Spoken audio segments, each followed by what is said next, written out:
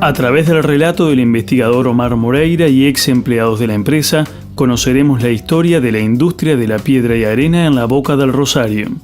Se sitúa en la zona sureste del departamento de Colonia, sobre las costas del río Rosario y próximo a su desembocadura en el río de la Plata.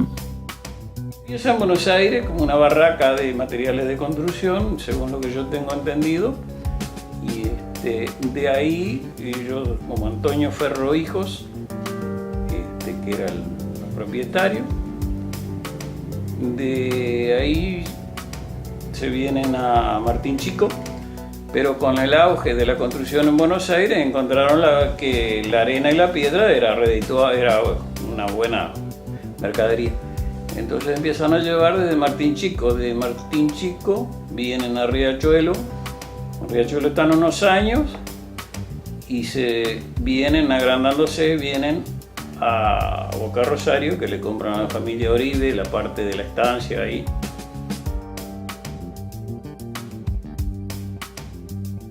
Encontramos el momento en que se establecen ahí en torno a la estancia para empezar la infraestructura, que como hoy la vemos fue imponente.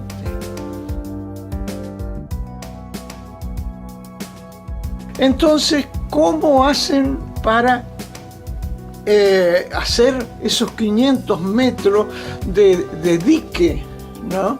Para donde hoy se vienen barcos y pueden amarrar, ¿no? Donde está la parte industrial, diríamos, ¿no?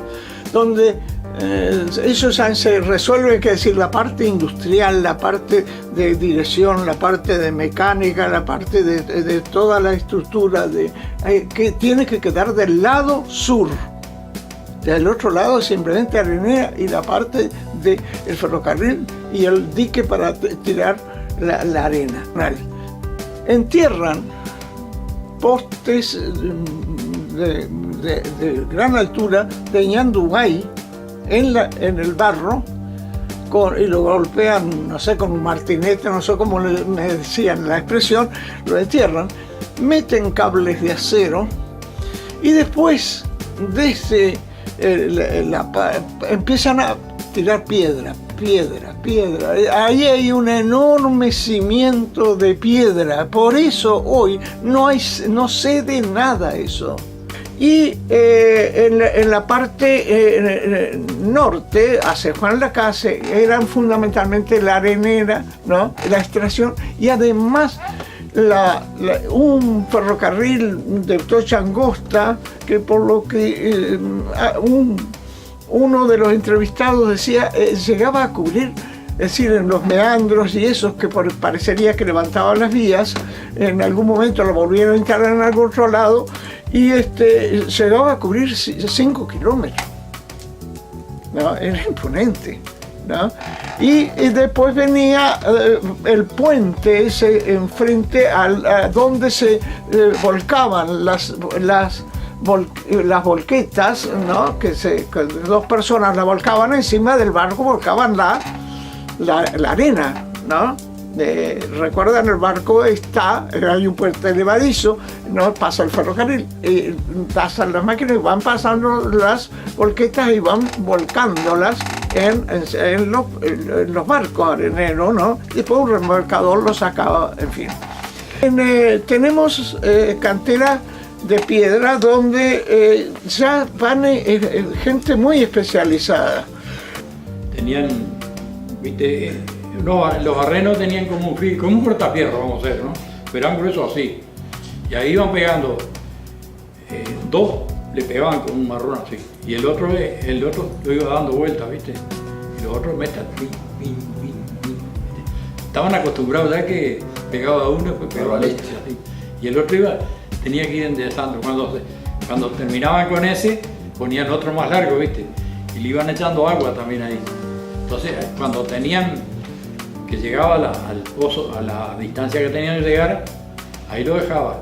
Entonces, a la mediodía, cuando iba a parar todo, se hacían señas todos, ¿viste? Lo de la cantera. Y ahí metían, le tiraban todo. Ponía bandera roja. Y ahí disparaba. Estaban las herrerías que estaban ahí cerca, Y ahí se metían allá porque volaban piedras para todos lados. Ahí en los talleres se hacía de todo. Entonces, en ese astillero, que todavía queda la gran estructura donde funcionaban herreros, carpinteros, ¿no? Los más variados oficios orientados a esta cosa. En la Boca, cuando yo trabajé, se hacía todo. ¿Entendés? De un cojinete, un piñón. ¿Viste? Había fresadora, agujereadora, cepilladora, todas las máquinas había. ¿Entendés? En una escuela vos aprendías ahí. ¿Qué taller había? Y todo, la empresa no traía nada de afuera, se fabricaba todo ahí. Y fundamentalmente torneros de primer orden. Era gente que ya venía con el oficio y otros que se iban preparando en Buenos Aires fundamentalmente, con la escuela latinoamericana también. Es decir, era no un auto, era otra cosa, pero con la base de cómo formar personas, diríamos, habilitadas en conocimiento para eso, ¿no? Prueba es que una vez que cerró, los 4 grandes torneros que tenía los llevó Rebus y Bulminó. Es decir, ¿por qué? Porque lo competían. De alguna manera, otros que estaban en lo mismo querían llevarse ese capital humano, ¿no? Habilitando. Y ahí se iba formando, yo creo que más allá de la explotación de esto, se iba formando una cultura que es muy propia aún hoy de Juan Lacase y que quizás ya fue también de lo anterior, de lo de Francisco Medina, de la fábrica de tasajos, pero también en las canteras del Minuano. Es decir, esa cultura y el compañerismo que forma, diríamos, una tarea común, que era una tarea de obrero, ¿no? Especializado, donde uno cuida al otro y uno conoce al otro. El pueblito era donde vivían la familia de esos obreros. Esa familia tenía hijos.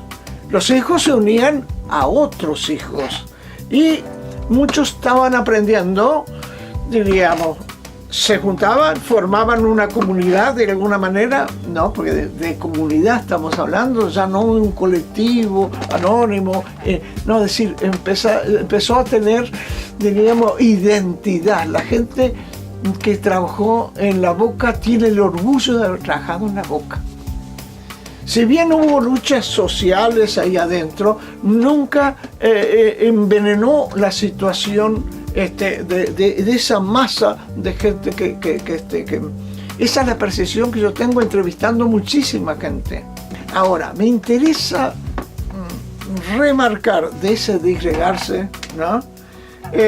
Lo que de alguna manera, del sentido antropológico, cultural, yo creo que dejó todo eso, junto con otras experiencias, que es una cultura muy profunda, muy metida en el ADN de esta zona, que es distinto ese ser humano a otro de otro lado,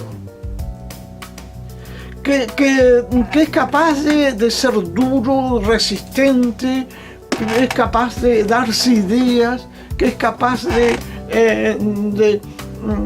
tiene esto, bueno, esto se terminó, hago esto otro, ¿no?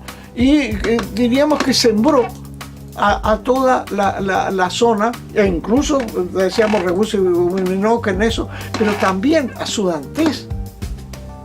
Sudantés se formó con gente de ahí. Se formó, ¿cuántos habrán ido a las fábricas de Juan Lacase?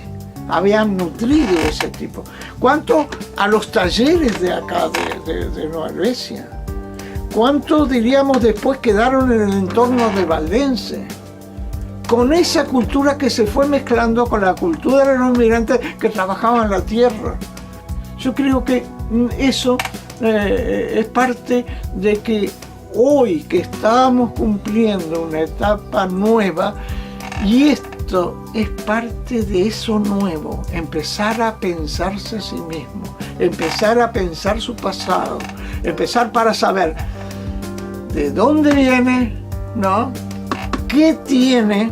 ¿Qué fortalezas tiene? ¿Qué debilidades tiene? ¿No? ¿Qué oportunidades tiene? ¿Y qué amenazas tiene?